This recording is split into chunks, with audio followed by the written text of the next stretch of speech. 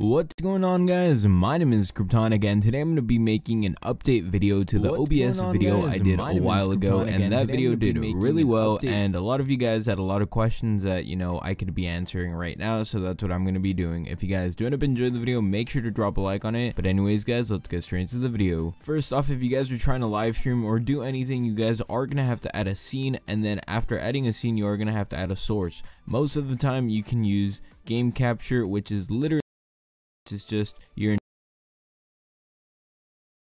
cool, and of course Twitch and YouTube off of your GPU. So I have a GTX 1060, and if I tried live streaming with X264, I probably would not be able to live stream, just because this relies more on your CPU and it just makes it a lot harder to live stream. But if you have a good graphics card, a decent graphics card, if you use NVENC or anything like that, if you have AMD and you use OpenGL, then it will probably work 100 times smoother and better, just because it's using the graphics card power instead of using a CPU, in case you have a really bad CPU and you have a really good GPU, which is a lot of the times that really does happen. Now for rate control, you just want to leave it on CBR, and bitrate, this is where it all this is what revolves around your entire live streaming process, and I'm gonna leave a link down below. So basically, you guys are gonna go to speed test, and on speed test you guys are gonna test your internet speed, and this is my internet speed. As you guys can see, download speed is 94.4 megabytes per second and upload speed is 12.02 megabytes. And once you guys have that information, you're only probably going to need the upload speed, so 12.02. then you're going to want to head over to this website over here, and you're going to convert it so that way you can see what you're turning it into. So it's 12,000 kilobit per second. And once you guys have the number of your internet upload, then you guys are going to want to go to this OBS estimator website and get to the paperwork. And if you have since you got 20, you guys will want to live FPS to 30 and consider FPS to 60 with resolution downscale. And a lot of the time you can go a little bit over, you don't necessarily have to click any of this. But the network advice, this is what's going to be more important for you guys. It'll tell you if you have good enough internet to live stream at 720 or 1080p, and of course it'll tell you your max bitrate and your recommended bitrate. So as you guys can see, 3500, that's exactly what I have right here, so I'm all good there. Now just going over to the audio tab, it's all the same. You guys are using up your computer really well, and of course if you guys can't live stream at a really high setting, then you guys can just change the output and make it so that your canvas resolution is 1080p, but when you're live streaming it, how they see it is 720, so it's not that hard on your computer and you don't lose that many FPS, and the quality is still kind of there. Of course, hotkeys, you guys can set this up. These are just 4 hotkeys I have, nothing too great. And for advanced, you guys can lose that in your live output. If you guys are going to, cubic was like the most important part, and the downscale filter here, if you just leave it on bicubic, it'll be fine, because that's like in between, and it's not going too hard and it's not going too light, so you're using up your computer really well. And of course if you guys can't live stream at a really high setting, then you guys can just change the output and make it so that your canvas resolution is 1080p, but when you're live streaming it, how they see it is 720, so it's not that hard on your computer and you don't lose that many FPS, and the quality is still kind of there. Of course, but besides that, don't try to move anything around, because you will end up messing everything up on your computer, and you're not going to want that. But anyways, guys, hopefully you guys enjoyed the video, and if you did, make sure to drop a like on it. Let me know any questions that you guys might have. Any questions at all, don't worry about it, because last video I had a lot of questions and I just went through them and started answering all of them. Make sure to check out the links down below, so that way you guys can properly do this research that I'm telling you guys by getting your internet and then a bunch of other stuff. Anyways, guys,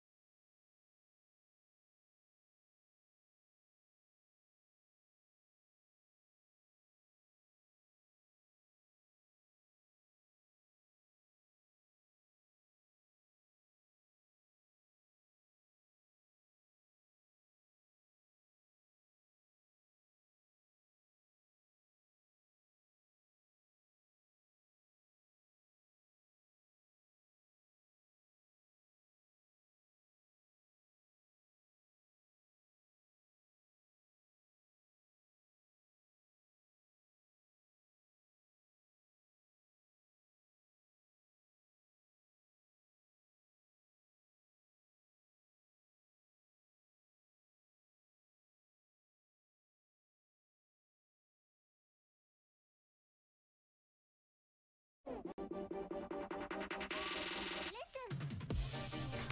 everybody and welcome to a very different kind of video, but you're here for one point, and that point is to make your OBS not freaking shit. So, what we're going to be doing basically in this video, as you can tell by the title and just common sense, is the fact that I'm going to be showing you guys how to basically optimize your OBS for the best recordings and streams. So, this video is going to be kind of chopped up because I got to think about shit, but that's fine. So completely ignore this bullshit in front of you. We're going to move down to settings. Now this is kind of weird because it won't allow me to change some things because I'm in the middle of recording, but you can still see them. So none of this shit matters to see all this like shit.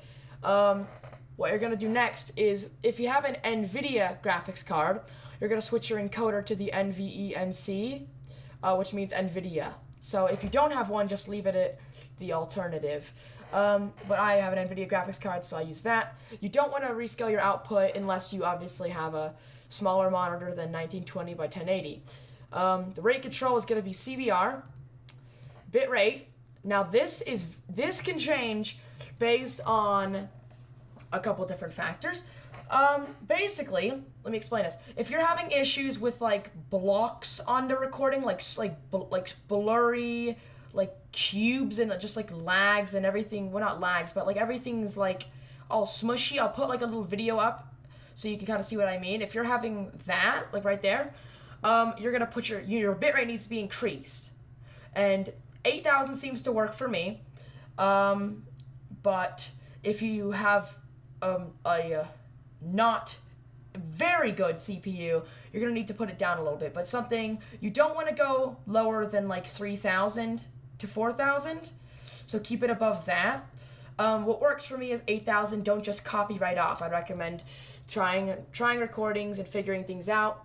Your preset. Now this is, I'm pretty sure this is for NVIDIA only. So I'm sorry people who don't have an NVIDIA graphics card, but there are a lot more tutorials out there. If you have an NVIDIA graphics card, carry on, I guess. I probably am gonna mention that at the beginning, but preset, high quality. Now the best one.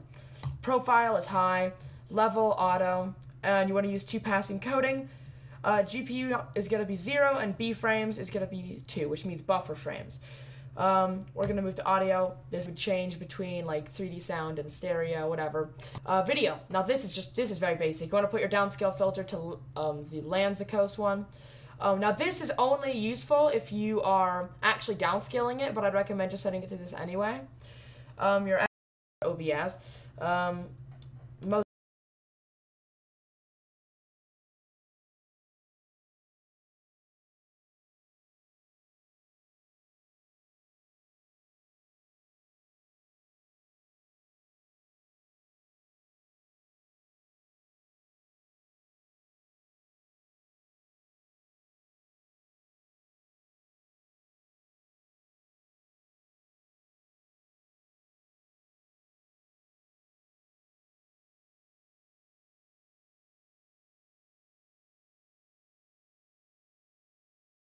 Hey guys, what is happening?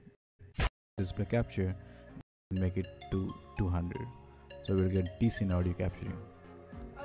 And do that setting and go for hotkeys, and you will have to set for F5 for start recording. Rate is 3000 along with the encoder, and with the 128 for audio bitrate. So make sure you have selected in the screen quality for recording and MP4.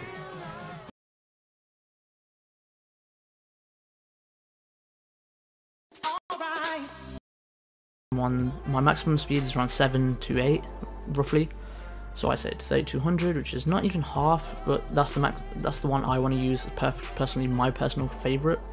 And that's it. Then you want to hit apply, then you want to go into broadcast settings, and this is where you want to get your stream key. On Twitch it's pretty simple.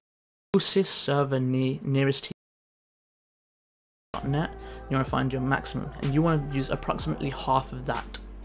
You don't want to use all of it if you're playing multiplayer games.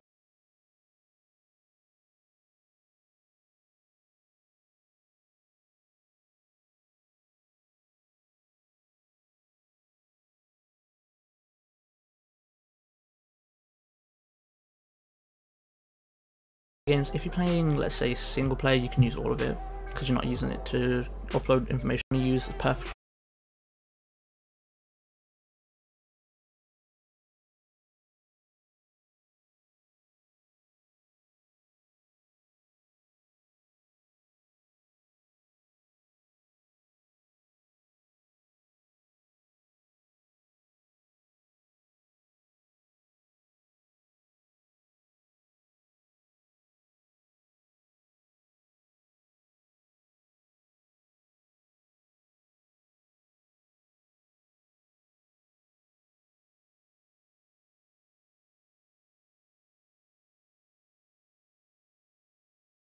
When there is a lot of movement on the screen, the quality of videos often drop a lot.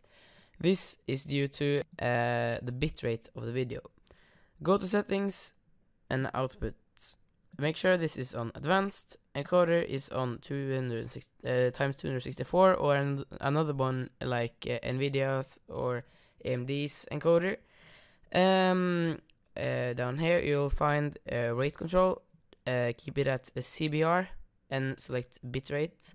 This I would put between 20,000 and 50,000 depending on your computer. Then click apply, OK, and you're good, go.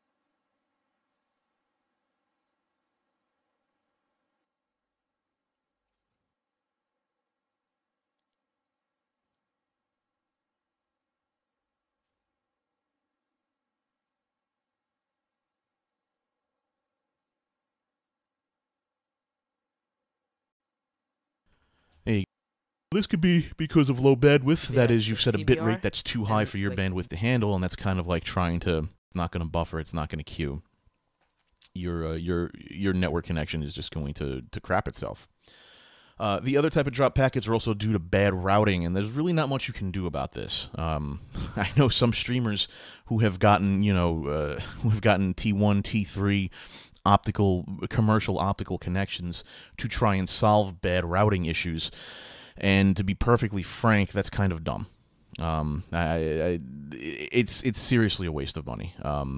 From a professional standpoint, the internet is still the internet. You may be on level 3's tier 3 backbone, but at the end of the day, you've still got to go through the internet. You still have interconnects to go through. Routers can get congested. Shit can happen. And realistically speaking, I mean, you're not going to get what you pay for in this particular situation when you're talking about streaming, unless, of course, you're someone like PewDiePie or someone ridiculously huge who can pull in millions of viewers. Then it might be worth it. Then you may be able to say, okay, I can make this investment and it'll be worth it for me. But for everyone else, believe me, our SLA, the SLAs we have, they don't guarantee that our bandwidth